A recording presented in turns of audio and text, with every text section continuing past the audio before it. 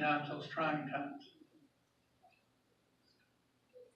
No matter what, sooner or later we will all have to come back to earth. We will all have to face the mud. Amen. Amen. Sooner or later, all that catches up with you. But it depends on how you're protecting your bucket as what happens. We find that spiritually weakening and flesh getting stronger as we enter that realm of the clods. If you're not careful, you'll find yourself drained. What drains your bucket? Somebody coming up and cussing you out? Will that drain your bucket?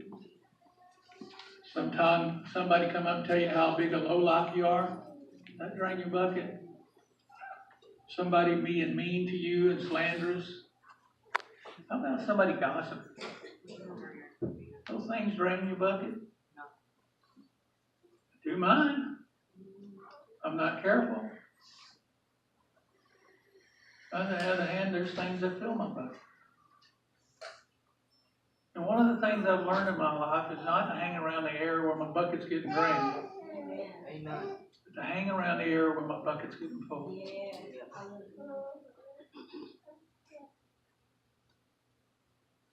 My wife, last night, as I was sitting there in my chair, she calls it my throne.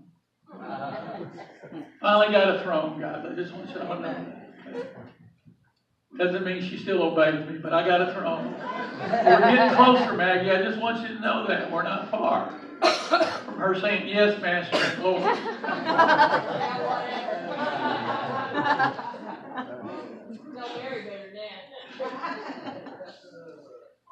And I'm sitting there, and she reaches over and grabs that big armchair we have there and drags it all the way over and sits it right next to mine.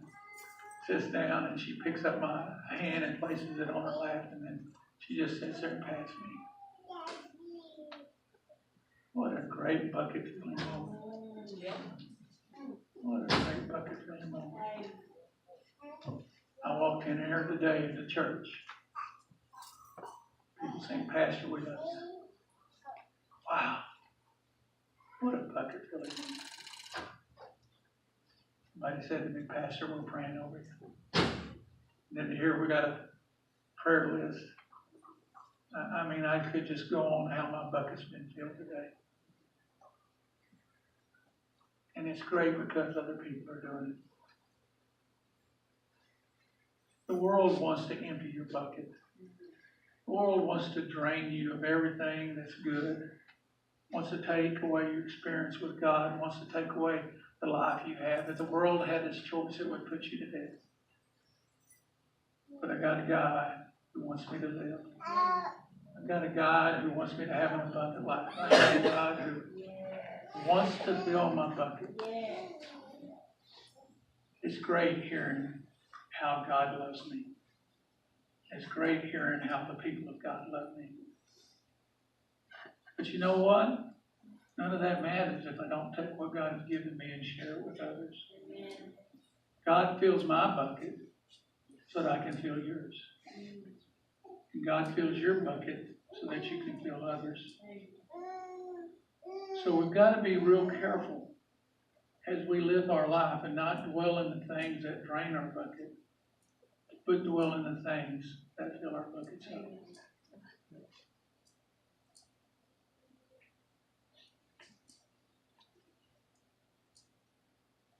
It's not allowing the earthly matters to seduce the spiritual. It is not letting the flesh become stronger than the spirit. But it's knowing that you have the power of God in you, that you can overcome anything the world throws at you this morning.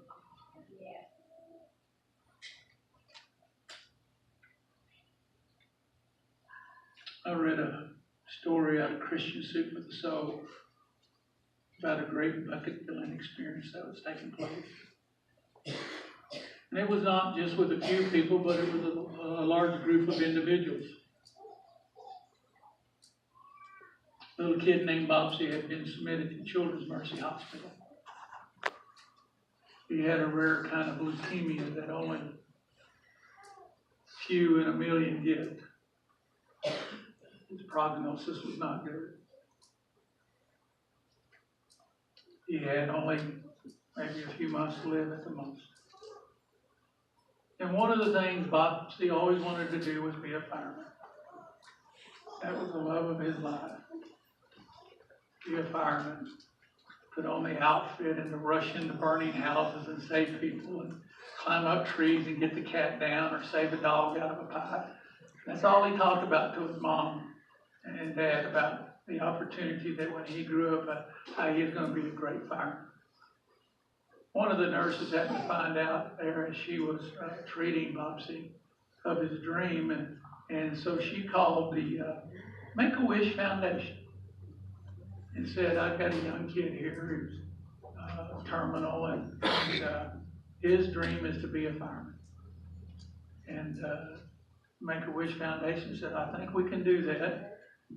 We're in good standing with the fire department here. We know the chief, and we'll see what we can do. So they picked up the phone and called the chief, and the chief said, well, I think we can help this young man out. Here they have the company that makes the badges. And so we can get a real authentic badge made for him. And we will also go to the company that makes the uniforms and see if they just can't turn out one. If you'll get his measurements, we'll get one turned out in a day or two. So the nurse got all the vital information and sent it back to the fire department. And so they had that outfit made, and they called in about a week and informed the hospital that they were going to be there, that they're going to have about half the battalion there. So they showed up there at the hospital, and they brought the uniform to Bobsy and had him change into it, and they brought him out, and they inducted him as a full-fledged member into the fire department.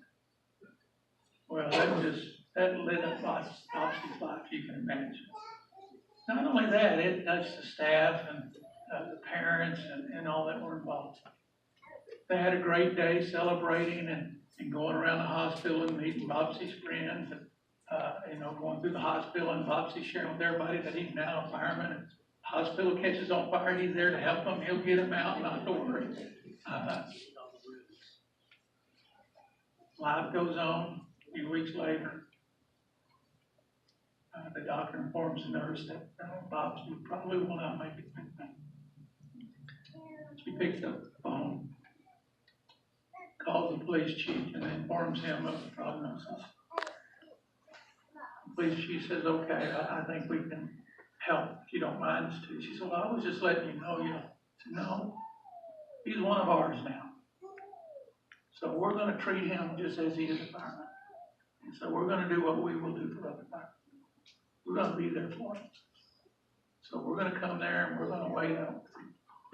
Said, but I want you to do a couple of things. First thing I want you to do is announce on the PA when you hear a bunch of sirens.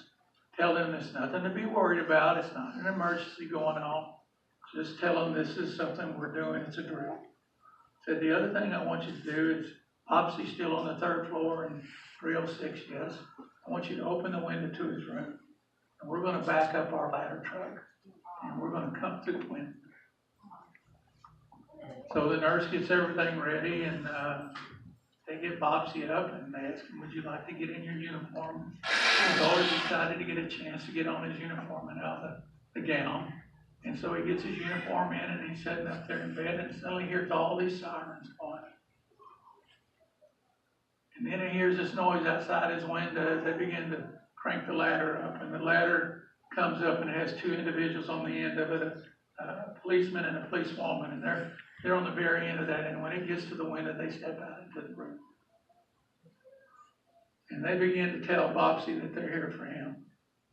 You're one of us now. You're a full-fledged fireman.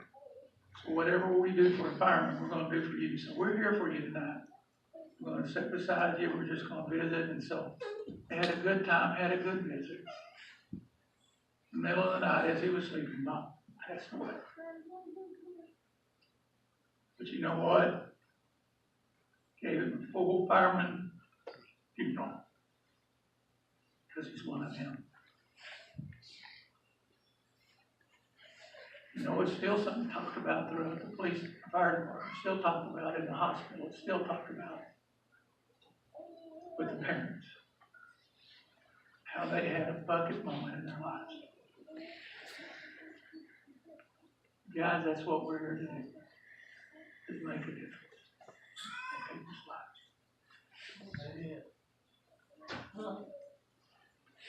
Spiritual experience is but a moment that we can make into a memory because of something that's happening. And that's through a bucket filling experience.